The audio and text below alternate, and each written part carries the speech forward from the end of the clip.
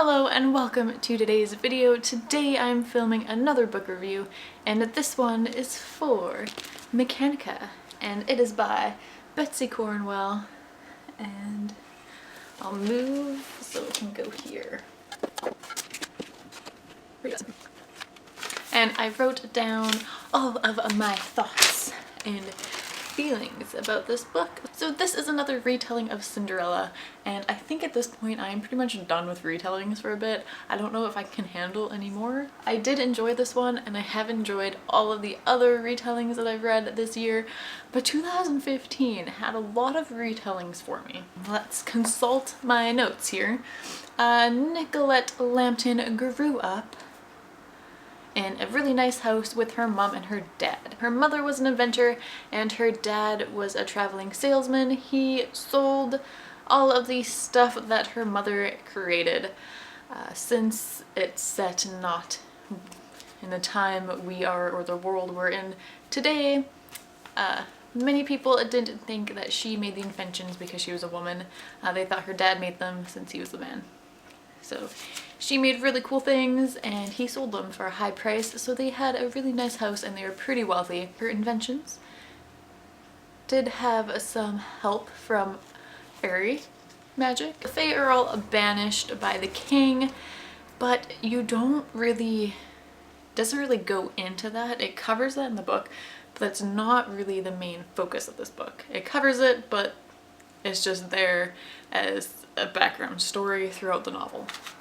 So her mother's inventions declined after the banishment of them, so all magic and goods from the fairy and wherever they came from was no longer allowed in the kingdom. Then her mother became ill with Fae's crop, I think that's what it's called, and it's a sickness that people get from the Fae, and her mother got it, and since you weren't allowed goods from them, the only treatment was inaccessible to her.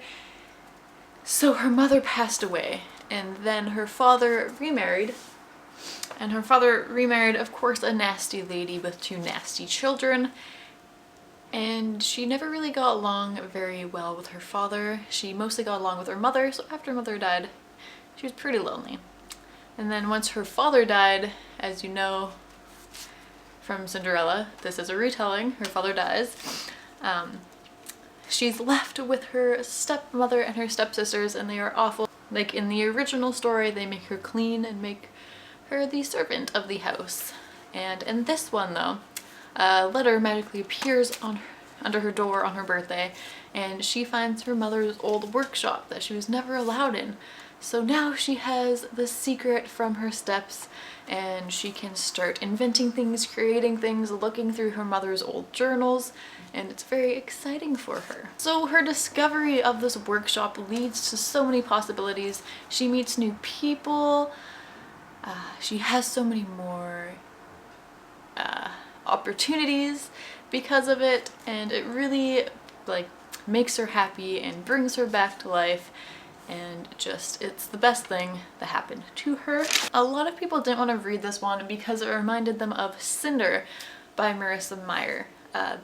After reading it, there's not, other than it being based on the same story, this one really follows the original one a lot more. The other one, it kind of spins off in its own direction and kind of is, they're a lot different. They're a lot different. If you're worried about this being too close to Cinder, I would still pick this up if you want to read it. And I did not find it too close to Cinder at all. The one thing that was kind of annoying was that it was a bit slow at times, pretty slow paced, got kind of boring in parts. I was always waiting for more to happen. It always talked about this Fae revolution that was happening, and I don't know if this is going to be series, maybe it was building up for the next book for that.